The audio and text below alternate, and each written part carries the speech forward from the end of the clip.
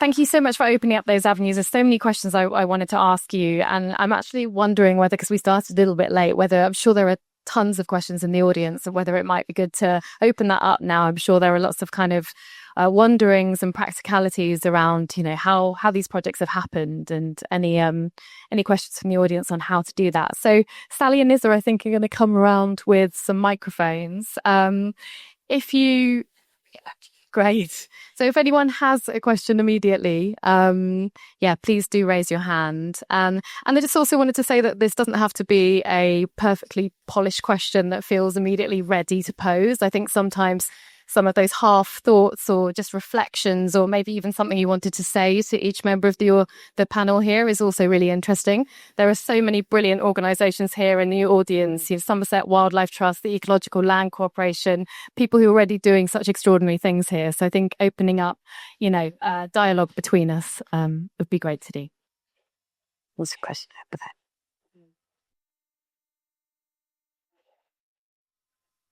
Hello? 1, 2. My question's for Kate, actually.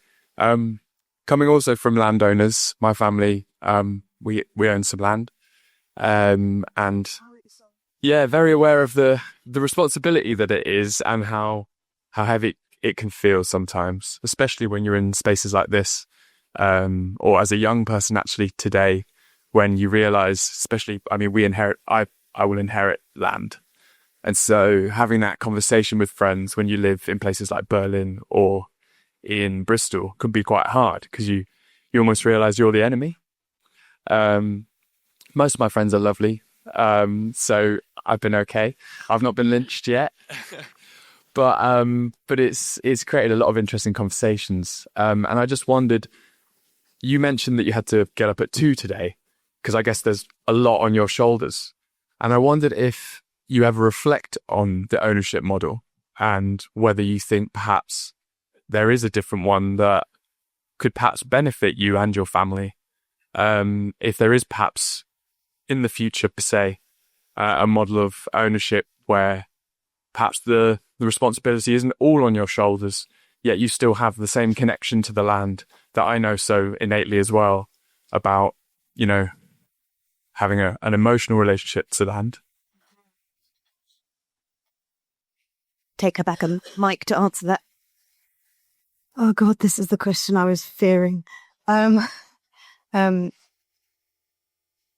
it's a really weird one. I hadn't really thought about ownership in its purest sense too much until today. I feel less like the owner of something than I ever did when I lived in a terrace in Wellington, actually. And even less so when I was renting a postage stamp in London for more money than I've ever seen in my life.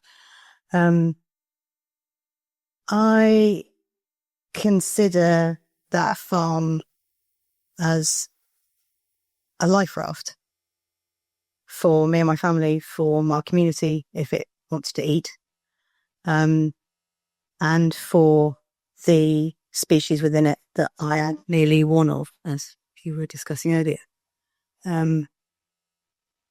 I also kind of agree with Anita that I really struggle with this idea that I am significant in that landscape as a human. I think I come very, very low down the pecking order, and I'm just kind of spending my whole time around the outside going, oh, shit, how do I fix this? So the legal constructs, the societal constructs are not important to me. I have to be brutally honest. At 2:15 this morning, when I'm kneeling in freezing fog trying to help a calf deliver, I'm vegetarian, so let's not unpack that. So the brutal honest answer is I don't know. Do you have any ideas? I mean, one of the things that I know about this forest garden idea is that it's really difficult to get machinery around it. So the idea with the forest garden is that you've got trees that are quite far apart, so you've always got sunlight coming down to the ground, and you don't have grass, you have edible or useful or otherwise nitrogen fixing or whatever ground crops underneath. It is the ideal growing system for a community harvesting site. Like, you can pick as much as you want. Anyone can. So I was trying to explain what that was to a friend of mine who was like, yeah, but people who work on the site can pick the fruit and the veg and stuff, right? And I was like, no, anyone can who wants to. And he was like, what? So you're doing all the work and they're getting the benefit. And I was like, yes. Like, really? Hey, how does that even work? So, and I was saying to him, but what's the point of us? What really is the fucking point? If it's not for others, if we're not for others, whether they're human others or more than human others, there's no point to this unless it's in relationship with everything else, right? So it does require a radically different social norm than heteronormative capitalism, which has been so good for everyone. And what I think is one of the possible solutions is that we bring back conscription, but working on the land, or, for nature. It's like green conscription, right? Yeah. Because one of the things that absolutely is that the children that we go around to schools and we give talks and we get them planting stuff and watering the garden and, we now have a community farm that's on the green corridor as well, which has had every single school child in Wellington through it over the last year and will continue to do that. And it's saying to kids, where do you think, do you want to pull this plant up? You pull it out and they go, oh, it's a carrot. Oh my God. It's like, where did that come from? It did not come from a shop. It came from the ground. And they go kind of, oh, wow, that's like really weird. And they're like, no. So it's reconnecting kids to the landscape, is reconnecting them to where food comes from. Yeah. And it's also, what was I saying at the beginning of all that? I can't remember. Ownership, alternative ownership. And it's also, but it's also looking at ways like showcasing what you're doing in ways that can benefit conventional farmers.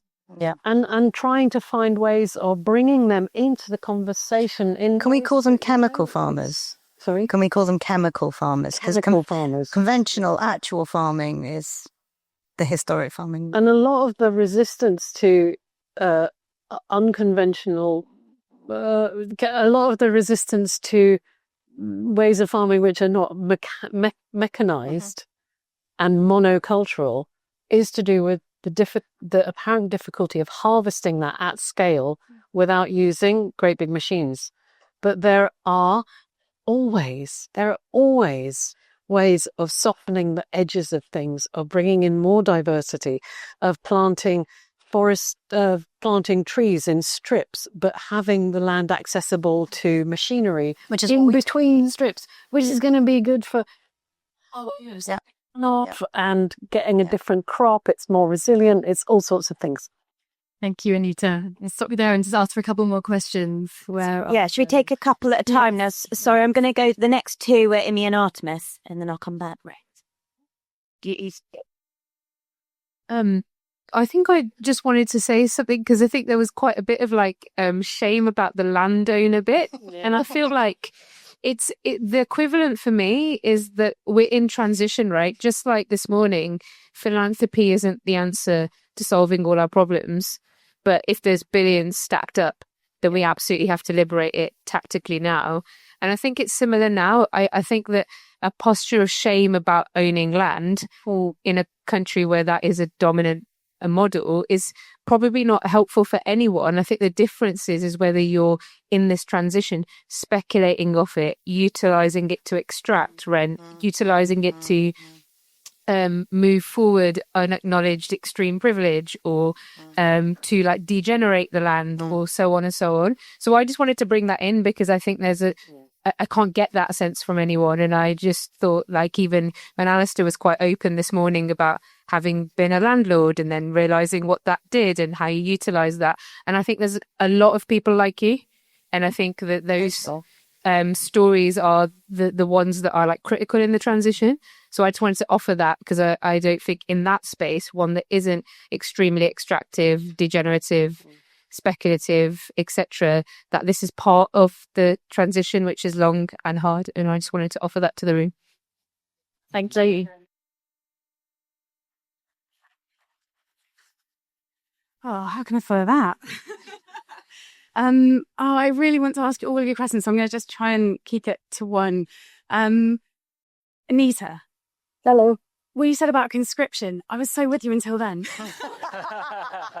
And I really want to ask you a question about those teenagers, the teenagers that caused the fire. And I'm like, I think these things are linked, right? And I don't think more controlling of children is the answer. I think it's actually like we kind of do that to them already. And that's what's the problem. We sort of need to let them have a natural relationship with their environment without trying to tell them how to be with it. And it links to, I think, one of the speakers this morning, was it Nadia? Is that right? Yes. Who was saying how we just need to have this more decolonial relationship where we just let people be in nature and be with nature rather than trying to force them to have a relationship with it that we think is the right one. But my question to you is, like, did you reach out to the teenagers around Wellington? And like, yeah, what did that look like? I'm really fascinated to know whether anything came of that. Yes. Okay. So the teenagers of Wellington, like teenagers everywhere, stroppy lot. We have had some really fun watering sessions during the height of the summer, where in the evening, long summer evenings, you go down to Fox's Field. Those trees basically need looking after quite intensively for the first 3-4 years, which is what we've been doing.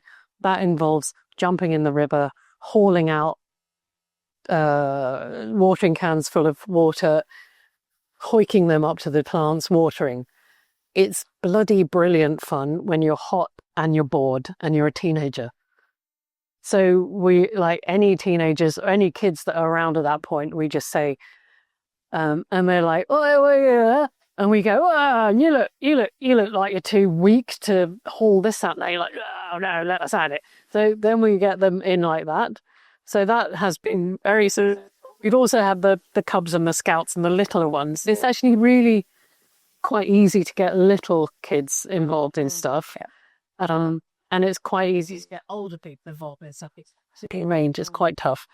When the fire thing happened, we knew exactly which kids were there. They weren't very clever about it or anything. And that, actually, I think that it was more a question of agency, right? It's like, how can I have an effect on the world? And actually, this is something that we haven't touched on, but I think is completely central to everything, is that with our lives moving online and digitally, it's very hard to get a sense of change that you have affected yourself, because you could do a really radical thing online. You could lose $1 trillion, or you could build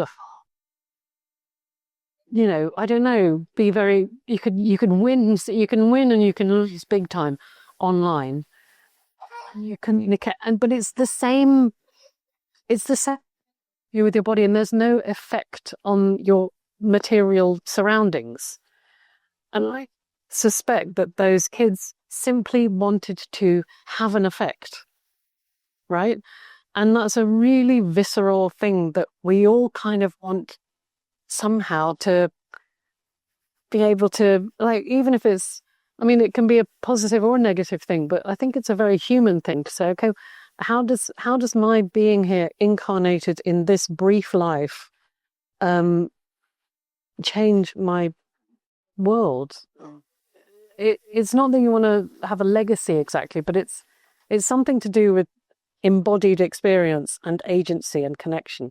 And I think a lot of the alienation and the disconnect comes from the disproportionate value and time that we spent in a world which has no material effect, which is online. With those kids, we decided to then go to the school where we knew they were and offer the school to have some of their kids come and do willow weaving with a willow weaving expert that we had, and we needed a bench done, and we had this really lovely session where the kids came and they learned how to weave willow, and it was great fun. And they weren't the kids who had done this, but they might have been their sisters or their brothers or their classmates or their something. And the nicest end result of that little intervention was the next day I was walking around the field and there was this little girl and her mate down by the bench, and the little girl was there. And I did this bit, and that twig's mine, and that one, and that one I think Paul did because it's rubbish. I did that bit, and her friend was sitting there, going, oh God, so bored. It's like, look, that, and to me that was like that girl saying, look, I had an effect, and I contributed to this, and I did this specific bit of that. And every time she walks around that field with her friends or her family or whatever, she'll notice and she'll go, oh, that was a bit I did. It's falling over. I might want to just... So it is that, it's partly that thing of just saying, look, we need more wild spaces. Definitely. We need more unregulated contact with the outside that's not kind of curated. Yeah. Like we're so over curated. But we also need some ways of involving people at whatever skill level, at whatever age, at whatever physical capability they have of contributing to something. And sometimes for us, it's my back is, I can't do any like heavy lifting, whatever, but I can tear off sellotape from cardboard. We go, oh, look, here's a whole container full, knock yourself out. So thank you. I'm going to need to stop you there, I'm afraid, just for time. I'm sure there are a million questions that we still would like to ask. We will be sure to share all of the fantastic resources and more detail on the projects from these brilliant people on the panel. Thank you so much for your time. We can also field some other questions back their way, and we will have a follow-up event on the 29th of April if anyone would like to come along to that to continue the discussion. And do help yourself to any wildlife or foraging maps and guides which I've left out on the front here. So thank you. Big round of applause for